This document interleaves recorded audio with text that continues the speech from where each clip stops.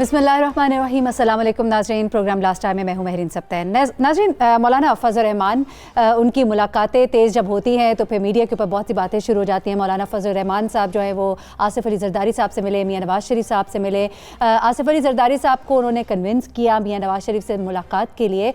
अब जहाँ तक बात है कि हुकूमत को घर जाना ही पड़ेगा, इस बात पर तो मौलाना फजल रहमान और आसिफ अली ज़रदारी साहब दोनों ही मुत्तफ़िक है, लेकिन आसिफ अली ज़रदारी साहब थोड़ा ठहरो थोड़ा देखो की पॉलिसी पर भी गामज़न नज़र आते हैं। पाकिस्तान मुस्लिम लीग नून जिसको इस वक्त काफ़ी रिलीफ जो है बहुत हद तक जैसा कहा जा रहा है कि कोर्ट से उन्हें रिलीफ मिल रहा है, उनके लिए मामला थोड़े आसान होते दिखाई दे रहे, तो ऐसे में उनका रिस्पॉन्स क्या होगा? क्या वो निकलना चाहेंगे, सड़कों पर आना चाहेंगे, या फिर वो जो कहते हैं कि ये हुकूमत अपने ही जोरे बाजू पर गिरेगी, तो क्या इस बात का इंतज़ार कर रहे हैं या मामला कुछ और है? इस सब पर बात करेंगे। लेकिन इस तमाम सिनेरियो में ये गिरती हुई मईशत पर आवाम बहुत परेशान है, बड़ी बेचैनी है उनके दरमियान, किसे रहनुमा करे कोई? आवाम के लिए तो बस यही एक जुमला है हमारे पास। इसके बाद हम बात करेंगे पाकिस्तान स्टील मिल के हवाले से, क्या खेल खेला जा रहा है और क्या प्लानिंग्स हैं पाकिस्तान स्टील मिल के लिए।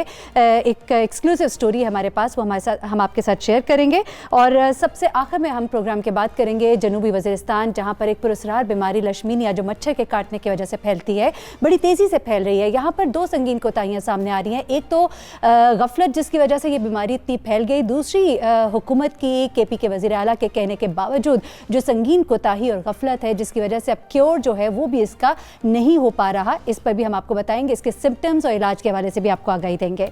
मेरे साथ इस वक्त मेहमान हैं फ़ारूक हबीब साहब, रहनुमा तहरीक इंसाफ, आजिज़ धामरा, रहनुमा पाकिस्तान पीपल्स पार्टी, और कैसर अहमद शेख साहब, रहनुमा पाकिस्तान मुस्लिम लीग नून। आजिज़ धामरा साहब, आपसे ज़रा आगाज़ कर लेते हैं। आसिफ अली ज़रदारी साहब से तो कुछ होप्स हैं फजल रहमान साहब को, कोई मुलाकात वो मियाँ नवाज़ शरीफ साहब से करेंगे, आदत भी शायद करेंगे, साथ ही कोई बात करेंगे, कोई इरादा है निकलने का सड़कों पर? क्या प्लानिंग क्या चल रही है इस वक्त, क्या इरादा क्या है पाकिस्तान पीपल्स पार्टी का? बिस्मिल्लाहिर्रहमानिर्रहीम। देखिए, तीनों जिन जमायतों का आपने नाम लिया उनका ताल्लुक अपोजिशन जमायत से है, और जाहिर है अपोजिशन की जमायतें आपस में राब्ता उनको पहले ही करना चाहिए था, मगर क्योंकि मियाँ साहब जेल में और अदालतों में थे, उसके बाद अगर मुलाकातें होती हैं तो मेरे ख्याल में ये खुश आइंदा है, और ये हुकूमत के लिए भी अच्छी बात है कि अपोजिशन जो है वो एक पिच पे हो, और अपोजिशन अपना किरदार अदा वैसे भी कर रही हैं, सब पार्टियां कर रही हैं, हम वैसे भी जलसों में, तो ये अपोजिशन की जमायतों की एक मुलाकात है मेरे ख्याल में, उससे हुक्मरानों को ना तो परेशान होना पड़े, मगर हम ये देख रहे हैं कि ये मुलाकातें जो हो रही हैं उनमें हुक्मरानों की परेशानी का सबब बनती जा रही है, और उनका जो टेम्परेचर है वो बजाय महंगाई को कंट्रोल करने के लिए, बजाय अवामी किसी पॉलिसी देने के लिए, इनका सारा जोर जो है वो अपोजिशन के खिलाफ है, और अपोजिशन अगर आपस में मिले तो जरा चीखें ऊंची नजर आती हैं। अभी तो हम निकले नहीं है, ये तो मुलाकातों का एक सिलसिला है, जब हम निकलेंगे तो जारी कौम को बताएंगे, एतमाद में लेंगे और डेट और वेन्यू भी बता देंगे। अच्छा, नहीं, लेकिन कोई प्लानिंग जो है वो अभी तक यानी कि कोई है नहीं, डेट और वेन्यू बता देंगे, ठीक है। कैसर अहमद शेख साहब, पाकिस्तान मुस्लिम लीग नून की तरफ से खामोशी है, वो जो पॉलिसी हमेशा कही जाती है ना कि जब एक को रिलीफ मिल रहा होता है दूसरी टेंशन में होती है, फिर जो जिसको रिलीफ मिल रहा होता है वो खामोश रहती है, वो कहती है तेल देखो और तेल की धार देखो। तो मियाँ नवाज शरीफ साहब जो है वो उनका कोई रिस्पॉन्स जो है उनकी पार्टी की तरफ से और इनके साथ इत्तेहाद के हवाले से, मतलब मजबूत कैसे होगा ये अलायंस? मौलाना फजल रहमान कब से कितनी कोशिश कर रहे हैं, कोई पॉजिटिव जवाब नहीं दे रहे, नाराज भी होते रहे बीच में आप लोगों से। बिस्मिल्लाहिर्रहमानिर्रहीम। देखिए, बड़ा अच्छा आपने पूछा है। पहले दिन से ही पाकिस्तान मुस्लिम लीग जब अपोजिशन के हमारे लीडर बने मियाँ शहबाज शरीफ साहब, तो उन्होंने पहले दिन ये बात की कि हम तो चार्टर ऑफ इकॉनमी करना चाहते हैं, हम मईशत के जो दिगर वो हालात हैं उस पे असम्बली के अंदर आपस में डिबेट करना चाहते हैं, हम कोई मशवरे देना चाहते हैं, हम कोई हुकूमत को गिराने के लिए। मैं हैरान हूं कि हमारी तरफ से तो कोई बात नहीं आई, कभी भी नहीं हुई, और ना ही ऐसा कोई बयान आया किसी भी लीडर का। तो ये कोई ये कभी आप कहते हैं कि ढील हो रही है, कभी ये मीडिया नहीं, हम तो कैसर अहमद शेख साहब हम ये कह रहे हैं कि मुलाकातें कर रहे हैं फजल रहमान साहब, हम तो ये बल्कि पूछ रहे हैं कि मियां नवाज शरीफ साहब क्यों खामोश है, आप लोग की पार्टी के इंतजार कर रही है हुकूमत अपने जोरे बाजू पे गिर जाए? नहीं, मुलाकातें तो पॉलिटिशियंस की हर वक्त होती है, पहले दिन से हो रही हैं। हम एक अपोजिशन, कंबाइंड अपोजिशन है, सब फजल रहमान साहब तो अल्लाह लहनान कहते हैं ना, मैं तो हुकूमत को गिराऊंगा, गिराना चाहते हैं, हुकूमत को घर भेजेंगे, वो तो इस मोटिव के साथ भी मिलते हैं ना। हाँ, तो उनका देखो, वो तो अपनी एक उनकी अलग जमात है, उनका पूरा राइट है वो बात करने का। वो कहते हैं कि जी खास तौर पे वो केपीके में वो कह रहे हैं बार बार कि हमें जिस तरह, लेकिन पूरे मुल्क में जिस तरह इलेक्शन हुए सबको पता है, मुझे कोई तो दोहराने की जरूरत नहीं है। जैसे ब्रेक आ जा रहा है, ब्रेक से जब हम वापस आएंगे तो इस बात को हम कंटिन्यू करेंगे। नाज़रीन हमारे साथ रहिएगा।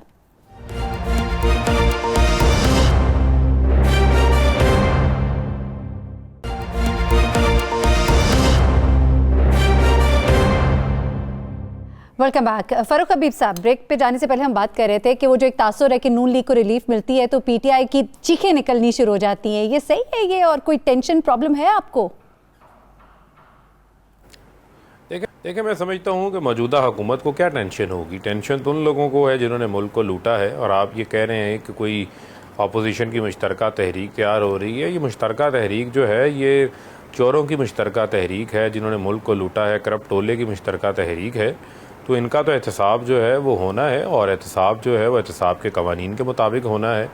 चीखें तो इन लोगों की निकलती हैं जब कोई गड़ी खुदाबख्श के स्टेज के ऊपर लात मार के हुकूमत गिराने की बात करता है, कोई कहता है कि इस हुकूमत को हम मज़ीद वक्त नहीं दे सकते। तो भाई आपने जो मुल्क को लूटा है आपको उसका हिसाब देना पड़ेगा, आपको मनी लॉन्ड्रिंग का हिसाब देना है, आपको जो है वो जो जाली फेक अकाउंट्स हैं उनका आपको हिसाब देना है, या जिन लोगों की जायदादें इक़्तिदार के आने के बाद 4500 गुना उनकी जायदादों के अंदर जो है वो इजाफा हो गया, उनको इस चीज़ का हिसाब देना है।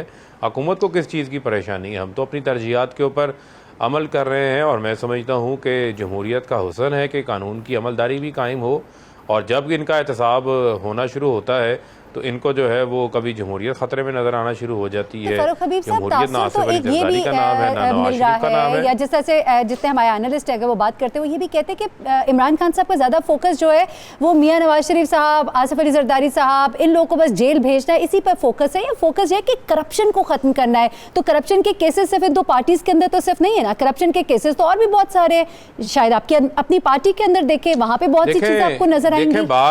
देखें बात यह है कि जो समझने की ज़रूरत है आपको कि जो करप्शन है वो एक नासूर बन चुकी है। इस करप्शन ने ही तो इस मुल्क के इदारों को जो है वो खोखला किया है कि आप बाहर से कर्जे लेते रहे हैं। गुजारिश तो सुन लेना, तो इक़्तिदार में कौन रहा है? इक़्तिदार में पीपल्स पार्टी रही है या PMLN रही है, यही लोग इक़्तिदार में आते रहे। आपकी पार्टी के अंदर जो लोग मौजूद है वो क्या इन पार्टी से नहीं आए? क्या पाकिस्तान मुस्लिम लीग नून से या पाकिस्तान पीपल्स पार्टी से लोग नहीं है आपकी पार्टी में? देखें, गुजारिश सुन लेना जी, बिल्कुल गुजारिश सुन लें। हमने तो कभी नहीं कहा जो भी मुलव्वस है उसके खिलाफ कार्रवाई करें। बहुत सारे लोगों के खिलाफ कार्रवाई हुई भी है और कार्रवाई हो भी रही है, हमें तो उस पर कोई एतराज़ नहीं है। लेकिन चीखना चिल्लाना, इदारों के खिलाफ हर्जा सराई करना वो इनका काम है।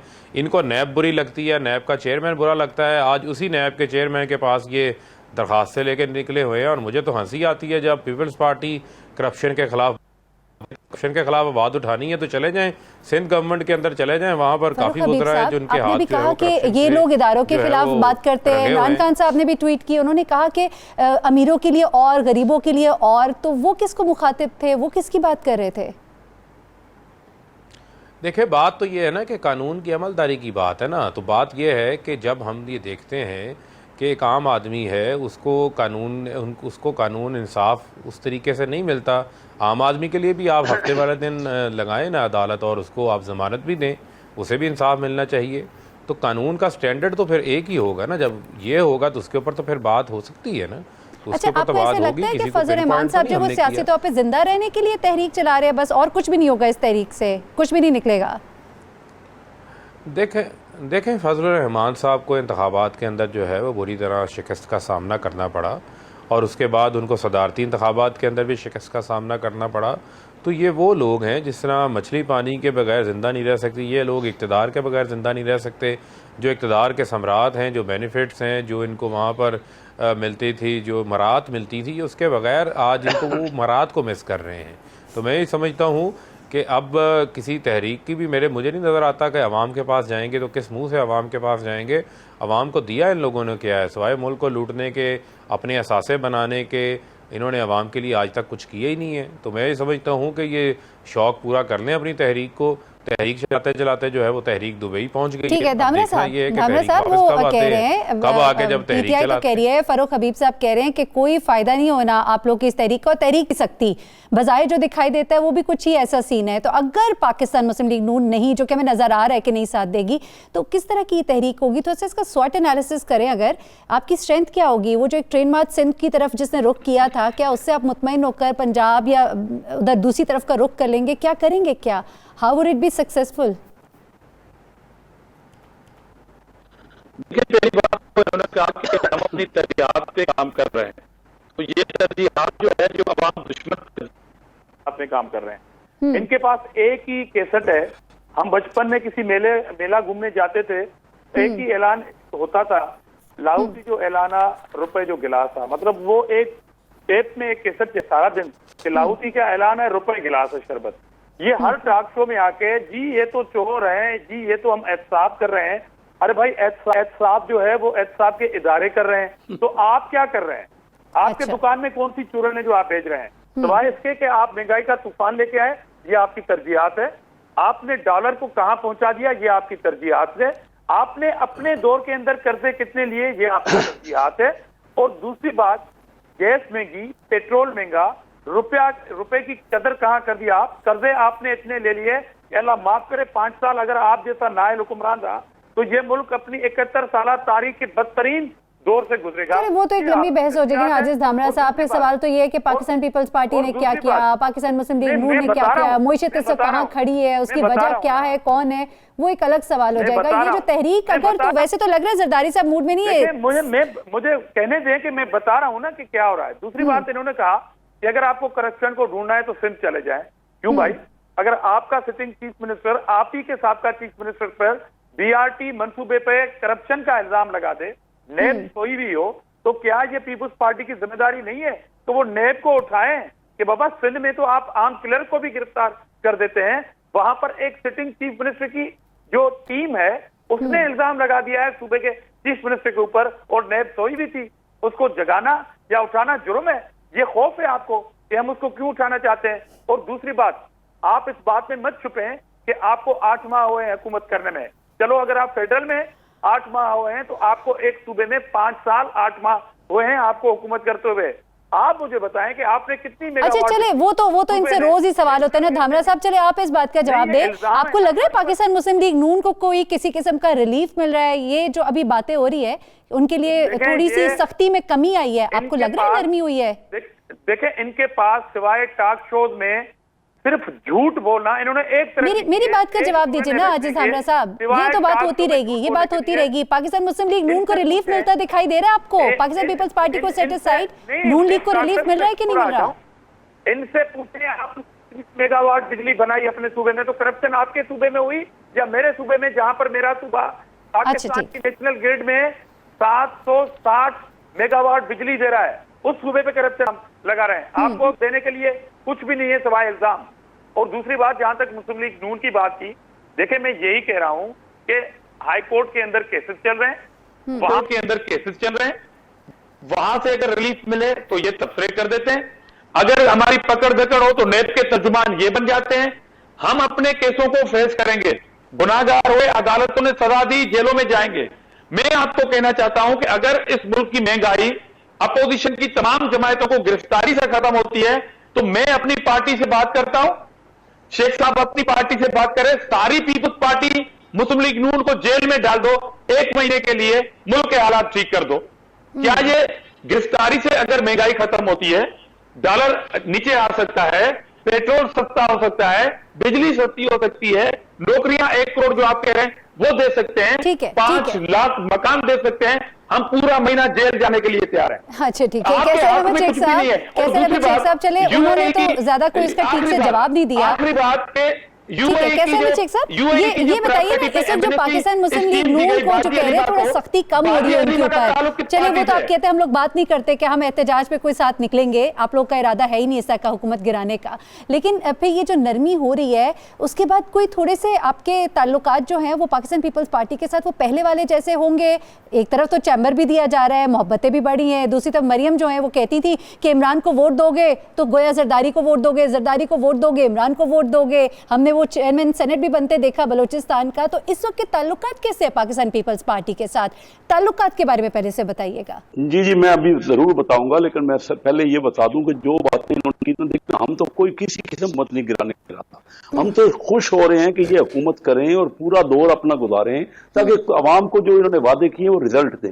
लेकिन जो चीज इन्होंने की, मैं फाइनेंस कमेटी का चेयरमैन था, असद उमर मेरे साथ मेंबर थे, 5 साल हमने, वो हर बात पे वो कहते थे, वो आज भी ये स्टील मिल में 1 महीने में 50 करोड़ रुपए तो तनख्वाहें दे रहे हैं, पिछले हम भी दे रहे थे और ये भी दे रहे हैं। देखिए ये करप्शन की बात करते थे, हर बात पे यही कहते हैं कि आप करप्ट हैं, आप मुझे सिर्फ सिंपल सी बात एक्सप्लेन कर देने दें कि कोई अगर पाकिस्तान का अगर अब बेहतर हो गया है, अगर अच्छे लोग आ गए हैं, तो कोई रेवेन्यू में कमी क्यों वाक़या हो रही है? फरूक हबीब साहब बड़ी अच्छी बात कर रहे हैं। वो कह रहे हैं कि एहतसाब है कि अगर आपके अंदर कॉम्पिटेंस नहीं है, आप वो काम नहीं कर सकते, उसके बावजूद आप तुले हुए हैं कि हम ये कर सकते हैं। और इमरान खान साहब कहते थे कि जब हमारी हुकूमत आएगी, करप्शन से पाक लोग होंगे, तो इतना टैक्स जो है वो हम कलेक्ट करेंगे कि हमें किसी किस्म का उधार कहीं से लेना ही नहीं पड़ेगा। और अब हाल ये है कि IMF में असद उमर साहब बैठे हुए, और वहां पर आपको पता ही है सबसे बड़ी जो बहस है इस वक्त, और IMF का जो सबसे बड़ा एतराज है वो यही है कि आपकी जो रेवेन्यू जनरेशन है वो कितनी है, 3% भी टैक्स कलेक्शन नहीं है। तो वो वहां पे मामला जाके अटक जाता है। तो ये भी करप्शन है कि अगर आपके अंदर वो नहीं है सलाहियत, तो उसको फिर करे, कोई दूसरा बंदोबस्त करे। देखें, धामरा साहब ने बड़ी लंबी जो है वो तकरीर फरमाई है, पहले मुझे ज़रा उसका भी रिस्पॉन्ड कर दें, फिर मैं कैसर साहब की बात करता हूँ। देखें मामला ये है कि जो असल चीज़ है समझने की, कि आप जो है वो इल्ज़ाम तराशियों से जो आवाम के असल इश्यूज़ है उनसे लोगों को, तो उस पर आप हकाइक से पर्दा तो नहीं हटा सकते। आपकी जो कारकर्दगी रही है वो लोगों को सामने 5 साल आप इक़्तिदार में रहे हैं, सिंध में आपकी मुसलसल जो है वो तीसरी बार आपका 15वां आपको मौका, तीसरा मौका मिल गया आपको, 11वां साल है आपका, ठीक है, सिंध के अंदर। वहाँ पर जो है वो आवाम ने आपको क्या डिलीवर किया है, वहाँ पर आपको क्या मिलता है? थर के अंदर आज भी बच्चे स्टंटेड ग्रोथ का सामना है, थर के अंदर लोगों को पीने का साफ पानी भी मुहैया नहीं किया इन लोगों ने, तालीम से वहाँ पर बच्चे जो है वो महरूम हैं, लाकानूनियत की वहाँ पर इंतहा है, और जिस तरीके से जो है वो आम आदमी के ऊपर थाना कचहरी का जुल्म है वो वहाँ पर बढ़ता जा रहा है, कम नहीं हुआ। जो कराची की हालत है वो किसी से ढकी छुपी नहीं है। तो मसाइल तो इनके अपने मौजूद हैं। मामलात ये है कि जब ऊपर से लीडरशिप टॉप से करप्ट होगी तो नीचे तो लोग करप्शन ज़रूर करेंगे। मामला ये है कि बुनियादी सवाल है कि जब इन्होंने सियासत का आगाज़ किया था उस वक्त इनके सासे क्या थे और आज इनके सासे क्या है? कौन सा ऐसा कारोबार है जो पाकिस्तान का आम आदमी नहीं कर सकता जो इन्होंने किया है? तो इनके असासे जो हैं वो अरबों खरबों रुपए में चले गए हैं। सबको पता है कि किस तरीके से सिंध के किसान से जो है वो गन्ना छीना जाता था। फरूक हबीब साहब आप हमारे साथ ही मौजूद है। आजिज धामरा साहब और कैसर अहमद शेख साहब, आप दोनों का बहुत शुक्रिया, हमारे साथ इस सेगमेंट में मौजूद थे। नाज़रीन ब्रेक पे जाएंगे, ब्रेक से वापस आएंगे तो स्टील मिल का खसारा जिससे मुल्की खजाने को तो बहुत बड़ा नुकसान हो रहा है, अंदर की कहानी क्या आपको बताएंगे। हमारे साथ रहिएगा।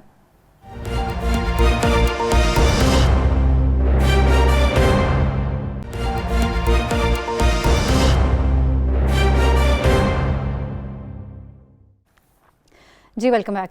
नाज़रीन, पाकिस्तान स्टील मिल इस हवाले से एक एक्सक्लूसिव स्टोरी है हमारे पास। हमारे साथ इस वक्त सोहेल भट्टी नुमाइंदा 92 न्यूज़ मौजूद है, Khalid Jahangir Bhatt chairman steel line pipe industry association हमारे साथ मौजूद है, और फरूक हबीब साहब रहनुमा पाकिस्तान तहरीक इंसाफ भी हमारे साथ मौजूद है। ज़रा सोहेल आप बताइएगा कि अंदर की ये कहानी क्या है, ये जो किसको फ़ायदा दिया जा रहा है, किसको नुकसान होने जा रहा है, ये ज़रा तफसील से बताइएगा। जी मेरीन, मामला बुनियादी तौर पर यह है कि 475 रुपये से ज़ायद खसारे के सामना करने वाली पाकिस्तान स्टील मिल्स की बहाली का प्लान बनाने का अमल शुरू हुआ। पाकिस्तान तहरीक इंसाफ की हुकूमत ने अनाउंसमेंट की कि पाकिस्तान स्टील मिल्स को बहाल करेंगे और जो उसका खसारा है वो हम ख़त्म करेंगे। मुशीर सनत और पैदावार रज़ाक दाऊद साहब ने ये टास्क अपने ज़िम्मे लिया और उन्होंने कुछ अपने दोस्तों पर मबनी एक ग्रुप तश्कील दिया जिसके अंदर 5 अफराद का तल्लुक हप्पो ग्रुप से था और बाकी 6 लोग स्टील इंडस्ट्री से वाबस्ता थे। उन्होंने एक प्लान तैयार किया जिसके ऊपर माहिरीन का बहुत बड़ा एतराज़ था कि इसके अंदर कुछ तो गैर मुतलका लोग हैं और कुछ दीगर वो लोग हैं जिनका स्टील मिल के साथ मफादात जुड़ा हुआ है। एनी हाउ एक प्लान मुरतब करके इसी से के सामने रखा गया और उसके बाद वो पाकिस्तान जी एग्जैक्टली 6 से 7 माह हमने सर्व किए और उसके बाद ऑप्शन वही थी जो गुज़श्ता 3 से 4 सालों के दौरान अंडर कंसिडरेशन थी कि इसको लीज पर दे देना चाहिए, हम इसको नहीं चला सकते, लेकिन हकीकत कुछ इसके बरक्स इस तरह से भी थी कि Pakistan steel mill stakeholders और उसके साथ पाकिस्तान स्टील पाइप एसोसिएशन ने मुशीर सनत और पैदावार को खतूत लिखे, कमेटी कायमा कमेटी के सामने पेश हुए और उन्होंने एक पूरे प्लान मुरतब करके हुकूमत के सामने रखा कि स्टील मिल को चलाना मुमकिन है। ये जो बात की जा रही है कि हमें $1 अरब की ज़रूरत है, हम इसको नहीं चला सकते, हुकूमत के पास फंड्स नहीं है, इवन कि मुशीर सनत और पैदावार दाऊद साहब को कमेटी के सामने ये कहना पड़ा कि पाकिस्तान को तो बिल्कुल कंगाल है, हमारे पास पैसे नहीं है। लेकिन जो इस इंडस्ट्री को चलाने वाले लोग थे, जो स्टील मिल्स के साथ जिनकी जज्बात जुड़े हुए हैं, जो स्टील मिल को दोबारा चलते हुए देखना चाहते हैं, वो उनका ये मानना है कि स्टील मिल का जो सबसे बड़ा इशू है, जिसका ब्लास्ट फर्नेस है, जो जून 2015 में गैस की सप्लाई बंद होने के नतीजे में बंद हो गया, उसकी ओवरहालिंग करके उसको रिस्टोर करना सबसे बड़ा टास्क है। बाकी इंफ्रास्ट्रक्चर हमारे पास मौजूद है। जब भी हम इस लीज की बात करते हैं, वो ग्रुप जिनको 2006 के अंदर स्टील मिल की कीमती अराजी जो कि 19,000 एकड़ से ज्यादा है, उस पर जिनकी नजरें जमी हुई हैं, वो दोबारा लीज के प्रोसेस के तहत उसी ऑब्जेक्टिव को हासिल करना चाहते हैं। दो अहम तरीन ग्रुप से जो कमिटमेंट करते हैं, जिन्होंने पूरी वर्किंग दी है कि वो 75 अरब रुपए स्टील मिल के पास मौजूद हैं, जिसके अंदर एम्प्लॉयज का पैसा मौजूद है, जिसके अंदर डीलर्स का पैसा मौजूद है। अच्छा। हुकूमत इस पैसे को यूटिलाइज करते हुए और वो टेक्निकल एक्सपर्टीज जो पाकिस्तानी ग्रुप्स के पास, पाकिस्तानी माहिरीन के पास मौजूद है, उसको यूटिलाइज करते हुए पाकिस्तान स्टील मिल्स को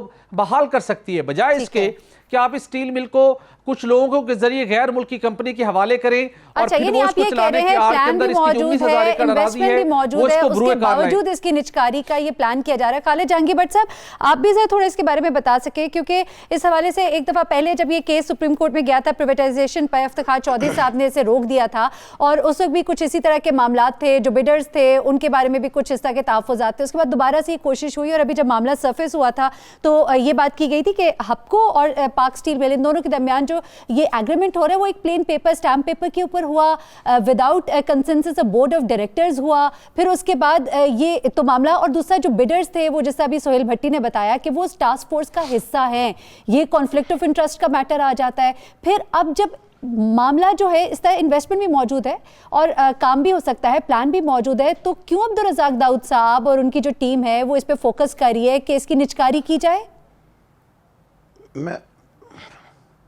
मैं आपका सवाल समझ गया। मैं आपको जवाब इस तरह देता हूँ कि मैं बहुत टेक्निकल बातों में नहीं जाता, मैं आपको सादे अल्फाज में समझाता हूँ। जी जी। कोई भी प्लांट जब बंद होता है तो वो स्टेप बाय स्टेप होता है।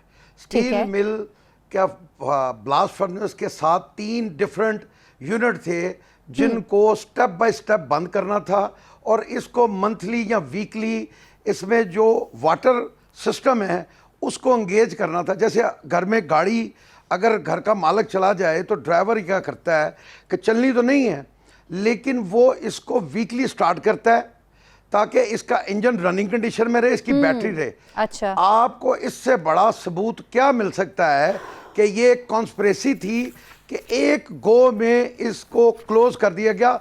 इसके अंदर 25 से 30 हज़ार टन लोहा अंदर ही पड़ा जम गया, जो कि पहाड़ बने हुए हैं। किसी ने ये सोचा है? आज रिवाइवल की बात हो रही है। मैं आपको एक और चीज़ ऐड कर दूं, मैं टेक्निकल चीज़ों में नहीं जाता, हालांकि मैं टेक्निकल बहुत कुछ गाइड कर सकता हूं।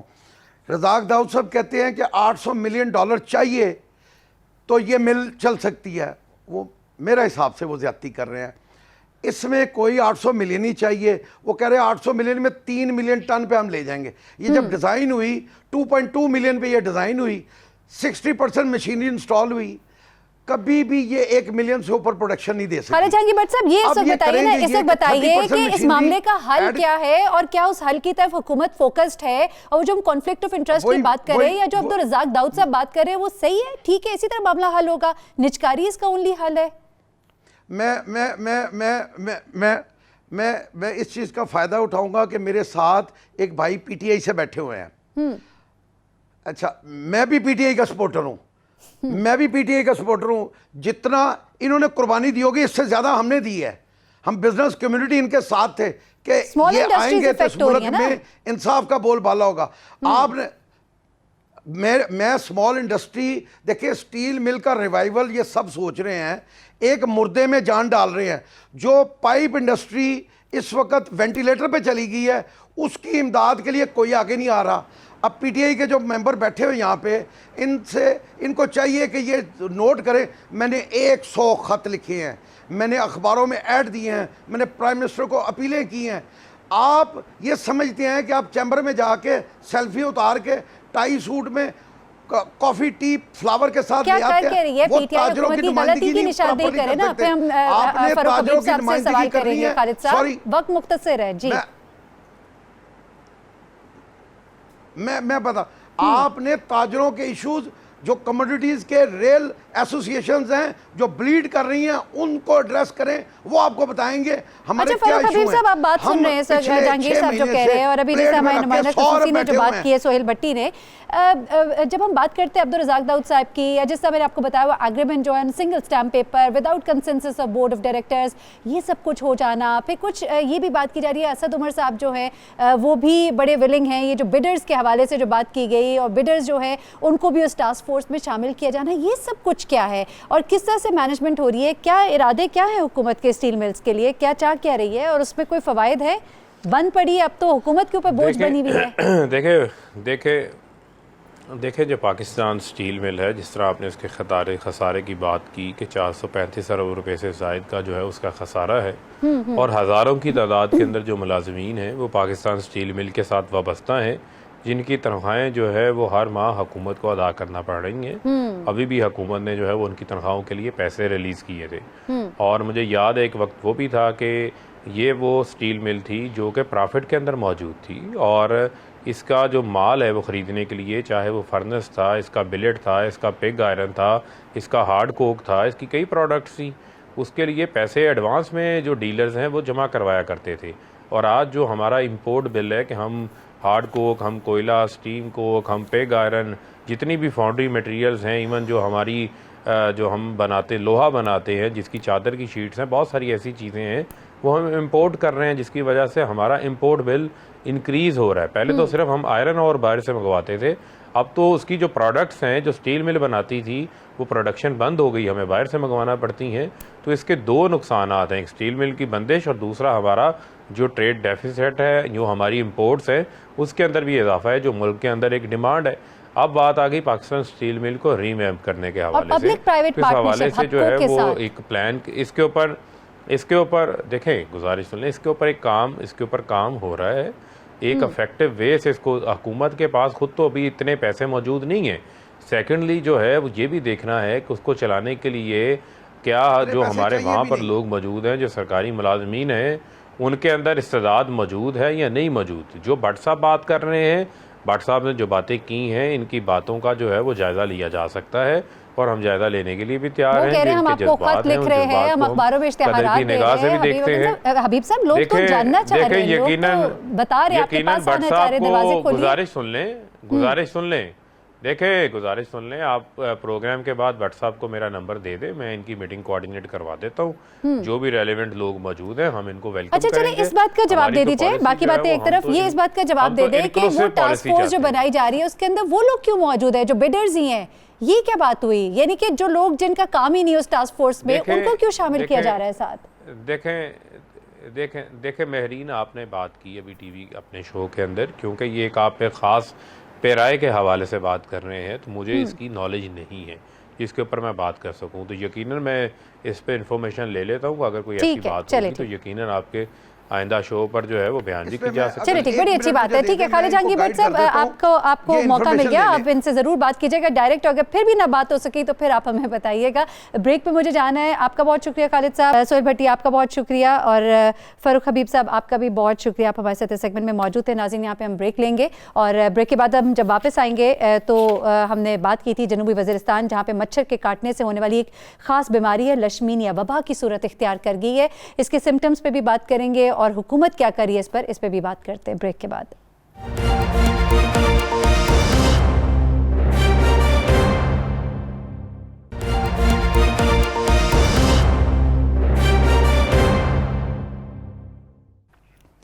वेलकम बैक नाज़रीन। जनूबी वज़ीरिस्तान के जो जमशुदा कबायली अजला हैं उनमें इस वक्त 28,000 लशमीनिया के मुतासरा केसेज़ हैं, जबकि बंदोबस्ती जो इलाके उनमें 3,000 केसेज़ हैं। ये लशमीनिया एक मच्छर के काटने से फैलती है ये वबा, और ये वबा की सूरत इख्तियार करती जा रही है। बेसिकली हमारे साथ इस वक्त मुमताज़ बंगश ब्यूरो चीफ पेशावर मौजूद हैं, फ़ारूक जमील सेक्रेटरी हेल्थ खैबर पख्तूनख्वा हमारे साथ मौजूद है। मुमताज़, पहले तो थोड़ा इस बीमारी के बारे में बताइएगा, नाम नहीं सुना कभी इस के बारे में। ये लशमीनिया है क्या, सिम्टम्स क्या हैं, किस तरह से ये नमूदार हो रही है, कितनी तेजी से ये फैल रही है कि वबा की सूरत इख्तियार कर गई है? बिल्कुल बिल्कुल, लिशमीनिया जिसको लिशमीनियासिस भी कहते हैं, ये खैबर पख्तूनख्वा के दीगर अजला में भी मौजूद है, लेकिन कबायली अजला में ये बीमारी शिद्दत से पाई जा रही है। कुछ अर्सा पहले करक और जुनूबी अजला के इलाकों में ये बीमारी फैल गई थी। डिसफिगरमेंट होती है, अमूमन बच्चों को जब ये बीमारी होती है तो चेहरे और जिस्म के दूसरे हिस्सों पे जख्म के निशान बन जाते हैं, और वो जख्म के निशान अगर इलाज ना किया जाए तो मुकम्मल तौर पर मुस्तकिल तौर पर डिसफिगरमेंट होती है, और वो फिर किसी भी सूरत प्लास्टिक सर्जरी के अलावा वो जो दाग हैं, वो जो घड़े पड़ जाते हैं, वो नहीं मिटते। अब मसला ये है कि ये बीमारी कोई नई बीमारी नहीं है यहाँ इस खित्ते में, इस इलाके में, इस सूबे में और कबायली अजला में। बहुत पहले भी इस किस्म की सूरत हाल का सामना था, लेकिन अब जो सूरत हाल है वो कुछ ज्यादा ही तशवीशनाक है। और इसकी तशवीशनाक होने की वजह क्या है? क्या हुकूमत इसके ऊपर तवज्जो नहीं दे रही? क्या इक़दाम किए गए? बिल्कुल, इसकी वजह यह है कि इसकी जो मेडिसिन है, जिसको खुसूसन जो इंजेक्शन है, जिसको ग्लूकनटाइम कहा जाता है, यहाँ पे अवेलेबल नहीं है। ये अद्वियात जो है, क्योंकि यहाँ पे रजिस्टर्ड नहीं है, इसलिए यहाँ पे आसानी से दस्तयाब नहीं है। गवर्नमेंट की जानिब से जो WHO के ताउन से ये अद्वियात मंगवाई जाती हैं। 500 वायल्स मार्च में मंगवाए गए थे। इसके बाद फिर WHO ने कहा था कि तकरीबन 56,000 वायल्स के लिए कस्टम क्लियरेंस के सिलसिले में फेडरल गवर्नमेंट के साथ बात की जाए, क्योंकि ये अद्वियात जब वहां से आ जाती हैं तो बड़ी ताखीर हो जाती है कस्टम की क्लियरेंस में, और जो अफेक्टेड लोग होते हैं जब उन तक पहुंच पाती है तो उस वक्त काफी देर हो चुकी होती है। अक्सर लोग जो है जिनको ये बीमारी होती है वो उसकी डिसफिगरमेंट हुई होती है, तो इसलिए वक्त पर उसको देना बहुत ज्यादा जरूरी है। तो अभी भी आज कोई 30,000 वायल्स पहुंच गए हैं, जनूबी अजला में भी पहुंचाए जा रहे हैं। आज वज़ीर सेहत ने भी इसका जिक्र किया है, सेक्रेटरी की जानिब से भी इस किस्म के इक़दाम किए जा रहे हैं। लेकिन मसला ये है कि ये मसले का हल इसलिए नहीं है कि जब तक लोकली ये इंजेक्शन अवेलेबल ना हो तब तक तमाम जो अफेक्टेड आबादी है उस तक ये पहुंच नहीं पाएंगे। अभी भी मुख्तलिफ अजला में जो मुतासरा अजला हैं, जनूबी अजला के अलावा दीगर अजला में भी उसमें कई ऐसे इलाके हैं जहाँ पे तमाम मरीजों को ये मेडिसिन नहीं पहुंची है। सेक्रेटरी साहब के साथ मेरा ख्याल इस किस्म की मालूमात होंगी कि जो अजला हैं जिसमें बाजवाड़, मोहम्मद, खैबर, कुरम एजेंसी और रज़ीन जैसी शुमाली वज़ीरिस्तान, जनूबी वज़ीरिस्तान और एफआर के जो इलाके हैं उसमें कोहाट दी खान और टांग की जो साबिक एफआर के जो इलाके, वहाँ पे तो ये दवा बिल्कुल पहुंच ही नहीं पाई है। वहाँ पे जो मरीज हैं अभी तक उनको पहुंचाई नहीं जा सकती है। इस वक्त जो सूरत हाल है वो जनूबी वज़ीरिस्तान की है, जहाँ पे काफी तादाद में मरीज मौजूद हैं, और वहाँ पे ये जो इंजेक्शन WHO के ताउन से गवर्नमेंट ऑफ खैबर पख्तूनख्वा को रिसीव हो चुके हैं, वहाँ पे पहुंचाए जा रहे हैं। लेकिन ये जो वायल्स पहुंच रहे हैं ये बड़ी ताकीद से पहुंच रहे हैं। पिछले महीने कहा गया था कि अप्रैल में पहुंचेंगे, अप्रैल में तो पहुंच गए, लेकिन वो तादाद नहीं पहुंची जिसकी जरूरत है। और अब भी कई ऐसे इलाके हैं जहाँ पे मरीज काफी तादाद में मौजूद है और उनको इंजेक्शन पहुंच नहीं रहे हैं। चलिए ठीक है। फारूक जमील साहब, आपने सुना मुमताज़ बंगश साहब हमारे ब्यूरो चीफ हैं पेशावर से, और काफ़ी नज़र रखे हुए हैं वो इस तमाम सूरत हाल पर, और जो बीमारी जिस तरह से तेज़ी से फैल रही है उसमें नेग्लिजेंस जो है हुकूमत की नज़र आ रही है। वो दवाइयाँ जो मेक अवेलेबल होनी चाहिए वो नहीं है, और जो बेसिक्स चीज़ें हैं जिस तरह मच्छर से बचने के लिए जो अद्वियात होनी चाहिए, या जो आपके नेट्स जो प्रोवाइड करने चाहिए, वो जो बेसिक नेसेसिटीज़ हैं या वो बेसिक जो क्योर हो सकते हैं वो भी नहीं प्रोवाइड किए जा रहे। उस हवाले से क्या आप कहेंगे, क्या मतलब कहाँ पे नेग्लिजेंस है, क्यों वबा की सूरत ये इख्तियार कर गई है? जी बिस्मिल्लाहिर्रहमानिर्रहीम। सबसे पहले तो जी मैं आपका शुक्रिया अदा करना चाहता हूं कि आपने इस टॉपिक पे मुझे टाइम दिया कि मैं बात कर सकूं। देखिए जी, जिस तरह बगैश साहब ने कहा, वाकई ये एक सैंड फ्लाई है जिसके काटने से मर्ज होता है, और डेफिनेटली हुकूमत का ये काम है कि वो मतलब अपने शहरियों को इस तरह की वबाई अमराज से बचा ले। लेकिन मैं यहाँ पे ये कहना चाहता हूँ कि देखिए, जो लिशमीनिया की बीमारी है इसके लिए, इसके खात्मे के लिए एक मतलब जामे मनसूबाबंदी होनी चाहिए जो हमने कर ली है। सबसे पहला जो आपने जिस तरह कहा कि अवाम में एक आगाही मुहिम होनी चाहिए, जो अब 15 से लेके 20 अप्रैल तक हमने एक वर्कशॉप WHO के ताउन से अरेंज किया है पेशावर में, जिसमें तो वबा की सूरत इख्तियार किए हुए है। आप 15 से 20 तक के आगे की डेट्स दे रहे हैं। नहीं, नहीं, मैं आपको बता दूं जी, ये कोई नई बीमारी नहीं है और पहले भी इसके लिए ये इंजेक्शन यही तो हम कह रहे हैं कि ये नई बीमारी नहीं है। आगाही तो पहले देखिए, यहाँ पंजाब में कभी डेंगू का मामला होने लगता है तो डेंगू के हवाले से आगाही मुहिम बहुत पहले से शुरू कर दी जाती है, अखबारों में, प्रोग्राम्स में, लेकिन मैं आपको ये नहीं, यही देखिए, हाँ, मैं यही आपको अर्ज कर रहा हूं कि हमने बहुत पहले इसकी आगाही मुहिम शुरू की है, लेकिन थोड़ा सा आप इसके मैकेनिज्म को समझे कि जो सैंड फ्लाई काटता है इंसान को 3-4 महीने बाद इसके आसार नमूदार होते हैं। जहां तक इसके इंजेक्शन का ताल्लुक है तो सिर्फ ग्लूकेंटाइम इंजेक्शन ही इसका हल नहीं है, बल्कि ग्लूकेंटाइम इंजेक्शन तकरीबन तीसरे और चौथे ऑप्शन पे आता है। सबसे पहले यह होता है कि इसके लिए और भी बहुत से दवाइयां हैं जो इस्तेमाल होती है, जैसे जख्म को आपने हर वक्त मॉइस्ट रखना होता है, जख्म का अपना ख्याल रखना होता है, और 80% केसेस में वो सेल्फ हीलिंग होती है। उसके बाद अगर वो जख्म जो है मतलब खुद ठीक ना हो जाए तो फिर आप ग्लूकेंटाइम इंजेक्शन इसको देते हो।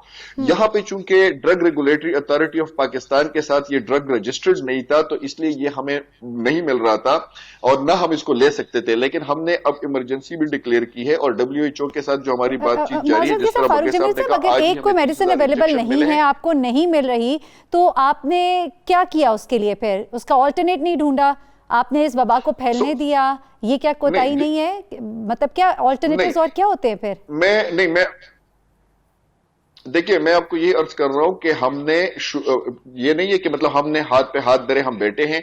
हमने ब्लैक मार्केट में से भी दवाइयां ली हैं, हमने WHO के साथ बातचीत हमारी जारी थी और उनसे दवाइयां आई हैं और हमने पहुंचाई हैं उन इलाकों में।